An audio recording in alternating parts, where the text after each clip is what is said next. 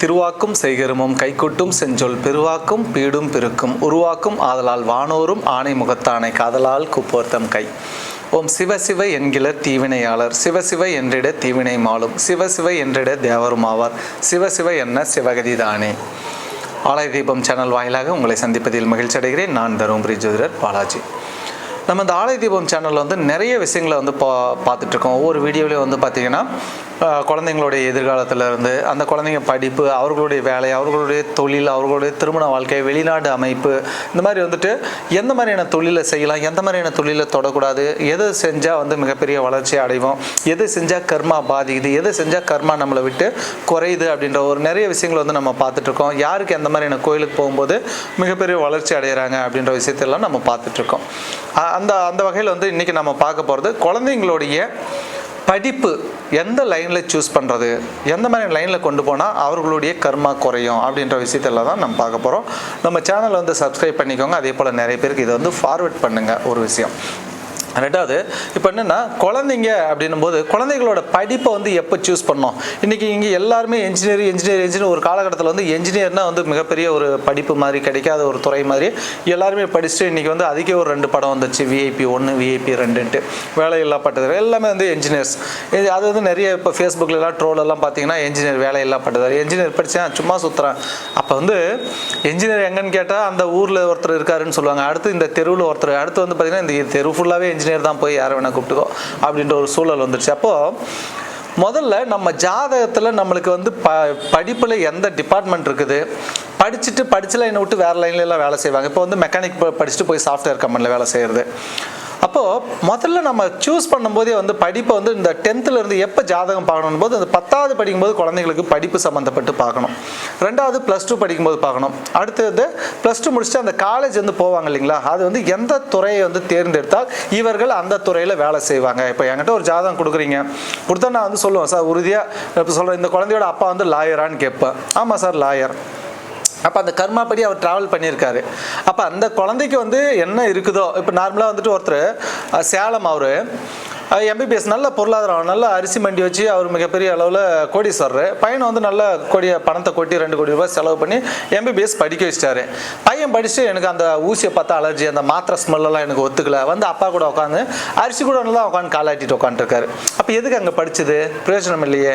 அப்போது முதல்ல ஒவ்வொரு ஜாதகத்தையும் வந்துட்டு அவங்க ஜாதகத்தில் என்ன மாதிரியான துறையை அவங்க தேர்ந்தெடுத்தால் நாளைக்கு அவர்களுக்கு என்ன லைனில் வேலை தொழில்னு பார்த்து அந்த துறையை தேர்ந்தெடுக்கணும். யார் வந்து ஆடிட்டர் ஆவாங்க, மொத்தமாக எல்லாரும் ஏதோ ஒரு CA படிக்கணும்னு போயிடக்கூடாது. யாருக்கு அது இருக்குது. ஒரு பையன், நான் சேலத்தில் ஒருத்தர் சொல்கிறேன், முகிலன் பேர், அந்த பையனுக்கு 2 வருஷமாக அந்த CA வந்து எழுதிட்டே இருக்காங்க, பாஸே பண்ணல. திரும்ப ஃபோன் பண்ணுறாங்க, சார் இந்த டைமும் பாஸ் பண்ணல சார், என்ன சார் நீங்கள் விட்டுட்டு வேறு ஏதாவது இப்போ அனுப்பலாமா சார், நீங்கள் ஒன்றும் விடாண்டா, நீங்கள் வெயிட் பண்ணுங்கள், பாஸ் பண்ணுவார் அவர், அதுதான் அவருக்கு துறைன்னு சொல்கிறேன். அடுத்து பார்த்தீங்கன்னா இப்போ ஒரு 15 நாளைக்கு முன்னால், சார் ஒரு மகிழ்ச்சியான செய்தி, முகிலன் வந்து பாஸ் பண்ணிட்டாப்ல அப்படின்னு சொல்லி ஃபோன் பண்ணுறாங்க. அப்போது அவருக்கு அந்த துறை இருக்குது. அப்போ என்ன சொல்கிறேன்னா, அவர் வந்து ஃபஸ்ட் டைம் எப்படி ஃபெயில் ஆகிட்டாருன்னா, நான் ஆல்ரெடி சொல்லியிருக்கேன், அவருக்கு ராகு திசை நடக்குது, ஹாஸ்டலில் அவரை விடுங்க, பாஸ் பண்ணுவார், இல்லை எங்கேயா வெளியில் தங்க வைங்கன்னு சொல்கிறேன். இருக்கிறது ஒரே பையன் சார், கூட அக்கா தங்கச்சி இல்லை, அண்ணன் தம்பி இல்லை, ஒரே பையன் சார், எப்படி சார் ஒரு பையன் நாங்கள் பிரிஞ்சிருக்கிறதுன்னு வீட்டிலே வச்சுருக்காங்க, ஃபெயிலு. சரி, 2வது டைம் கொண்டு போய் சொந்தக்காரங்க வீட்டில் வைக்கிறாரு, ஃபெயிலு. 3வது நான் சொல்கிற மாதிரி ஹாஸ்டலில் போடுங்க, அவர் பாஸ் பண்ணுவார், இதை தவிர இது 3 டைம் எழுதிட்டார் சார், 3 டைம் 4 டைம் எழுதி ஃபெயிலு சார் அப்படின்னு. அடுத்த டைம் இப்போ லாஸ்ட்டாக வந்துட்டு வெளியில் தங்க வச்சாங்க, அவர் வந்துட்டு பாஸ் பண்ணிட்டாரு. அப்படின்னும் போது ஒவ்வொருத்தருக்கும் எந்த துறை அப்படின்றத தேர்ந்தெடுத்து அந்த துறையில் வந்து அவங்க படிக்கும்போது தான் அவங்க வந்து அந்த லைன்லேயே ட்ராவல் பண்ணுவாங்க. அது வந்து அவர்களுக்கு இப்போ என்னென்னா, எல்லாருமே நீங்கள் நினைப்பீங்க, நான் ஒருத்தர் வந்து இந்த பொண்ணு வந்து MBBS தாங்க, டாக்டருக்கு படிக்க வைங்க அப்படின்னு சொல்லுவாங்க. ஆனால் நீங்கள் எல்லா மக்கள் எப்படி பார்ப்பாங்க அதை, அப்போ MBBS படித்தா ஒரு கௌரவம், வாழ்க்கையில் வந்து செட்டில் ஆகிடுவாங்க, ஃபினான்ஸ் நல்லா சம்பளம் இல்லாட்டி நல்ல வருமானம் வரும், சொந்தமாக கிளினிக் வைக்கலாம், இதை தான் நீங்கள் நினைப்பீங்க. ஆனால் என்னுடைய பார்வை முழுக்க ஒருத்தன் வந்துட்டு அவனுடைய கர்மாவை கழிக்கிறதுக்கு தான் அந்த தொழிலை தேர்ந்தெடுக்கிறாங்க, அந்த தொழில் தான் அவனை தேர்ந்தெடுக்குது. இப்போ ரத்த தானம் பண்ணுறேன் சார், அன்னதானம் பண்ணுறேன் சார், கண்ணு தானம் பண்ணுறேன் சார், இதெல்லாம் உங்கள் கர்மாவை கழிக்காது. கர்மாவை கழிக்கிறதுக்கு அன்னதானம் பண்ணுறான் வாய்ப்பு இல்லை. உங்கள் கர்மா நீங்கள் செய்கிற தொழில் மூலமாக தான் உங்கள் கர்மா கழியும். இப்போ நான் வந்து ஒரு நாளைக்கு 20 ஜாதகம் 20 அப்பாயின்மெண்ட் பார்க்கணும்னா 20 பேர் கூட மூச்சு விடாமல் பேசி பேசி என் கர்மாவை குறைச்சிட்டு இருக்கேன். கண்ணுக்கே தெரியாமல் கர்மா எப்போ சார் குறைஞ்சிச்சு? ஒருத்தர் வந்து உடுப்பு போலீஸ் உடுப்பு போட்டு தான் அவர் கர்மாவை கழிக்கணும், ஒருத்தர் கண்டக்டர் உடுப்பு போட்டு தான், ஒருத்தர் வந்து ரெண்டுமே யூனிஃபார்ம் தான், போலீஸும் யூனிஃபார்மு, ஆர்மியும் யூனிஃபார்மு, கண்டக்டர் டிரைவரு யூனிஃபார்மு.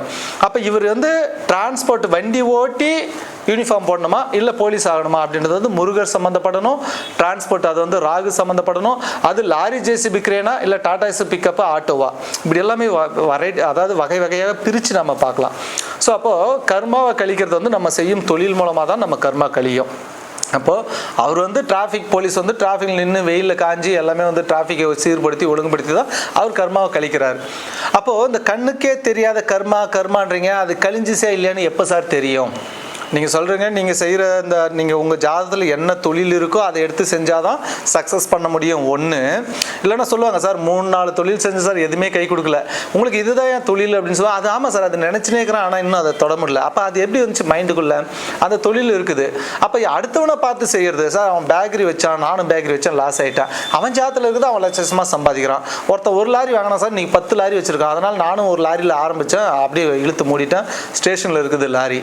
அப்போ அடுத்தவனை பார்த்து நம்ம தொழில் செய்யக்கூடாது. சூப்பர் ஸ்டார் வந்து இன்னைக்கு வந்து ஃபீல்டில் கோடி கோடியாக சம்பாதிக்கிறான்றதை நான் உடனே நடிக்க போயிடுமா? ஏன் ஜாதத்தில் என்ன இருக்குதோ அதை தான் நான் பண்ணி ஆகணும்.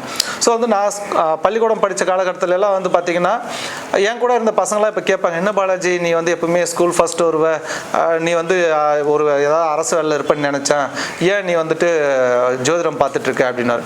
அது என் ஜாதத்தில் இருக்க கர்மா. என் கூட ஃபெயில் ஆகி படித்தவங்களாம் அந்த காலகட்டத்தில் தான் ஃபெயில் ஆகிட்டா, அதில் 8வது ஃபெயில் ஆகிட்டா, நான் 7வது 8வது போனால் அவன் 8வது இருக்கணும் ஃபெயில் ஆனவன். அப்படியெல்லாம் ஃபெயில் ஆகி படித்தவங்கெல்லாம் இன்னைக்கு வந்துட்டு ஒரு பிடி ஆஃபீஸ்லேயோ ஒரு வந்துட்டு ஆர்மியில் இருக்காங்க, அதே போல் போலீஸில் இருக்காங்க, இந்த மாதிரி எஸ்பி ஆஃபீஸ்லாம் வேலை செய்கிறாங்க. அப்போ ஃபெயில் ஆகி படித்தவன் அரசு வேலையில் இருக்கான், ஃபர்ஸ்ட் ரேங்க் தான் நீ எடுப்ப, நீ ஏன் இதில் இருக்க அப்படின்னும் போது அவன் ஜாதத்தில் போலீஸ் ஆகணும்ட்டு இருக்குது. அப்போ என்னுடைய ஜாதத்தில் வந்து ஜோதிடர் நான் இதை செஞ்சு தான் என்னுடைய கர்மாவை கழிக்கணும். அப்போ மறுபடியும் சொல்கிறேன், அந்த கண்ணுக்கே தெரியாமல் கர்மா எப்படி கழிஞ்சிச்சு அப்படின்னு தெரிஞ்சுக்கணுன்னா, ஒரு பர்டிகுலர் டியூரேஷனுக்கு அப்புறம் இந்த பொருளாதார ஏற்றத்தாழ்வுன்னு இருக்கும் இல்லையா, ஒரு வருஷம் நல்லா சம்பாதிச்சு சார், இந்த வருஷம் ஒன்றுமே கிடையாது, ஒரு 3 மாதம் நல்லா போச்சு சார், இப்போ 1 மாதமாக டல் அடிக்குது, இந்த விஷயம் கிடையாது. ஒரு பர்டிகுலர் டியூரேஷனுக்கு அப்புறம் நம்ம கர்மா கழிஞ்சிச்சு, நம்ம ஜாதகத்தில் உள்ள தொழிலை தேர்ந்தெடுத்து செய்யும் பொழுது ஆரம்பத்தில் கஷ்டமாக தான் இருக்கும். நானே ஆரம்ப காலத்தில் 10 வருஷத்துக்கு முன்னாடியெல்லாம் வந்துட்டு ஜோதிடம் வந்து நல்லா பார்க்குறேன், வீட்டிலேருந்தே பார்ப்பேன். நான் வந்து இது வந்து தொழில் முறையாக செய்கிறது, எங்கள் வம்சத்தில் யாருமே ஜோதிடர்கள் கிடையாது, தொழில் முறையாக செய்கிறதுக்காக நான் வந்து படிக்கல, எனக்கு நாம தெரிஞ்சுக்கலாமேன்ற ஒரு ஆர்வத்தில் போய் படித்தேன். அதுக்கப்புறம் நான் சொல்கிற விஷயங்கள் எல்லாமே வீட்டிலேருந்து சும்மா ஒரு சிலர் ஜோதிடம் படிக்கிற இது சொல்லுன்னு வருவாங்க, சொல்கிற விஷயம் எல்லாமே கரெக்டுன்னும் போது எனக்கு வந்து அது வந்து ஒரு போதை ஆயிடுச்சு. நம்ம சொல்கிறது கரெக்டு அப்படின்ற அவங்க சொல்லும்போது அது நம்மளுக்கு ஒரு ஆர்வமாக இருக்குது. ஒவ்வொருத்தரும் ஒவ்வொரு நாளும் டிஃப்ரெண்ட்டான பீப்புள்ஸை சந்திக்கும் போது அது ஒரு ஆர்வம் ஆயிடுச்சு. சரி, அப்புறம் நான் வந்து ஆஃபீஸ் போட்டு உட்காரும் போது யாருமே கிடையாது. வருவேன், ஒரு 6 மாதம் இப்படியே போச்சு, யாருமே கிடையாது. வருவேன், ஆஃபீஸ் ஓப்பன் பண்ணோம், ரோடையே பார்த்துட்டு மறுபடியும் 4 மணிக்கு க்ளோஸ் பண்ணிட்டு போயிடுவேன். அப்புறம் ஒரு பர்டிகுலர் டியூரேஷனுக்கு அப்புறம் பார்த்தீங்கன்னா ஒரு ஸ்தலம் ஒன்று போயிட்டு வந்தேன், அது நான் சொல்கிறேன். தொழில் வந்து சிறப்பாக இருக்கணும் போது நான் இன்னொரு வீடியோவில் சொல்கிறேன், அடுத்த வீடியோவில் சொல்கிறேன். அங்கே போயிட்டு வந்ததுக்கப்புறம் எனக்கு வந்துட்டு நிற்க நேரம் இல்லை, சாப்பிட தூங்க நேரம் இல்லை, அவ்வளோ கூட்டம் எனக்கு ஆஃபீஸில். நானே வந்துட்டு ரெஸ்ட் வேணுன்றதுக்காகவே வந்துட்டு வாரத்தில் ஒரு 2 நாள் வந்து வெளியில் எங்கேயாவது ஹில்ஸ் மலை பிரதேசங்களில் போயிட்டு அமைதியாக தங்க ஆரம்பிச்சிட்டேன். அப்படின்னும் போது என்ன விஷயம்னா, அதுக்கப்புறம் ஒரு பர்டிகுலர் டியூரேஷனுக்கு அப்புறம் பார்த்தீங்கன்னா பொருளாதார வளர்ச்சி வந்து இன்றைக்கி மிகப்பெரிய வளர்ச்சியில் போயிட்டுருக்கேன். இன்றைக்கி கார் வேணுமா இருக்குது, பைக் வேணுமா இருக்குது, சொத்து வேணுமா இருக்குது, வீடு வேணுமா இருக்குது, இன்றைக்கி எல்லாமே தண்ணீரவை, எனக்கு குழந்தை வேணுமா குழந்தை இருக்குது, குழந்தைங்களை நல்ல ஸ்கூலில் படிக்க வைக்கிறேன். அப்போ இன்றைக்கி வந்து ஏற்றத்தாழ்வு கிடையாது. போன மாதம் நல்ல வருமானம் வச்சு இந்த மாதம் வருமானம் கிடையாதுன்றதெல்லாம் இல்லை. அப்போ ஒவ்வொரு நாளும் நாம் வந்து ஏற்றத்தை நோக்கி மேல் நோக்கி போகும் பொழுது அன்றைக்கி நீங்கள் தெரிஞ்சுக்கலாம் தாராளமாக நம்மளுடைய கர்மா கழிஞ்சிருச்சு. எப்போ கர்மா வந்து கழியுதோ அன்னிலிருந்து ராஜ யோகம்னு பேர். அன்னிலிருந்து நீங்கள் பொருளாதார வளர்ச்சியில் ஃபினான்ஷியலி வந்து நல்லா க்ரோத் ஆவீங்க, நல்லா ஸ்ட்ராங்காக இருப்பீங்க, மிகப்பெரிய வளர்ச்சியை நோக்கி போவீங்க. அதனால் நான் ஒவ்வொருத்தருக்கும் சொல்கிறது என்னென்னா, ஜாதகம் எப்போ பார்க்கணும், எல்லாம் படித்து முடிச்சுட்டு வேலைக்கு என்ன சார் வேலையை கிடைக்கலன்னு வந்து நிற்கக்கூடாது. முதல்ல வந்து குழந்தை பிறந்ததுலேருந்தே ஒவ்வொரு ஸ்டேஜும் வந்துட்டு பார்த்தீங்கன்னா ஜாதகம் பார்க்கும்போது 10th படிக்கும்போது என்ன படிக்கும், ஒருத்தர் வந்து குழந்தை பிறந்து வந்து ஒரு பேர் வைக்கிறதுக்காக வந்து கேட்குறாங்க ஒரு 15 நாளில், சார் இந்த குழந்தை எதிர்காலத்தில் என்ன லைனில் போவார், அன்னைக்கு தேவை வந்து அன்னைக்கு பேர் வைக்கணும், சரிங்களா? அதை விட்டுட்டு 20 வருஷம் கழிச்சு நடக்கிற வேண்டிய விஷயத்தை அன்னைக்கு பார்க்கக்கூடாது. அப்போ ஜோதிடம் வந்து எந்த காலகட்டத்தில் என்ன மாதிரியான கேள்வி. அப்போது குழந்தைங்களுக்கு வந்து உடல் ஆரோக்கியம் மட்டும் பார்த்தா போதுமானது. 16 வயசுல இருந்தால் அவங்க ஜாதகம் அவர்களுக்கு வேலை செய்யும், அந்த கர்மா வந்து அவர்களுக்கு வேலை செய்யும். அப்போது அது வரைக்கும் எல்லாமே அப்பா அம்மாவுக்கு தான். சார் எனக்கு ஜாதகமே இல்லை சார். உங்கள் குழந்தைங்க ஜாதகத்தை வச்சு உங்களுக்கு பார்க்கலாம், உங்களுக்கு என்ன வேலை, தொழில், உடல் ஆரோக்கியம் அத்தனையும் கரெக்டாக இருக்கும். உங்களுக்கு வந்து இடது கண்ணில் பிரச்சனையா, ஆமாம் சார் இடது கண்ணில் பிரச்சனை, பல்லில் பிரச்சனையா, ஆமாம் சார் பல்லில் பிரச்சனை, அவங்க ஜாதகம் தேவையில்ல, குழந்தைங்க ஜாதத்தில் பார்க்கலாம். அப்போ சொல்லுவாங்க குழந்தைங்க ஜாதத்தை சொல்லிட்டு, சார் என் பேர் முருகன், எனக்கு எப்படி இது பார்த்து சொல்லுங்கள். உங்கள் பேரெல்லாம் தேவையில்ல, அதான் ஜாதகம் இருக்கே குழந்தை ஜாதகம், அதை வச்சு உங்களுக்கு பார்க்கலாம். ஸோ அந்த வகையில் 16 வயசுலேருந்து குழந்தைங்களுக்கு, அதுக்கு முன்னால் பார்க்கும்போது உடல் ஆரோக்கியம் மட்டும் கேட்டால் போதும். ரெண்டாவது பாலாரிஷ்ட தோசை இருக்கான்ட்டு ஒரு டைம் பார்த்துக்கோங்க. 12 வயசுக்குள்ளே வந்துட்டு ஆயுள் பிரச்சனை வந்தால் அது பாலாரிஷ்ட தோசைன்னு பேர்.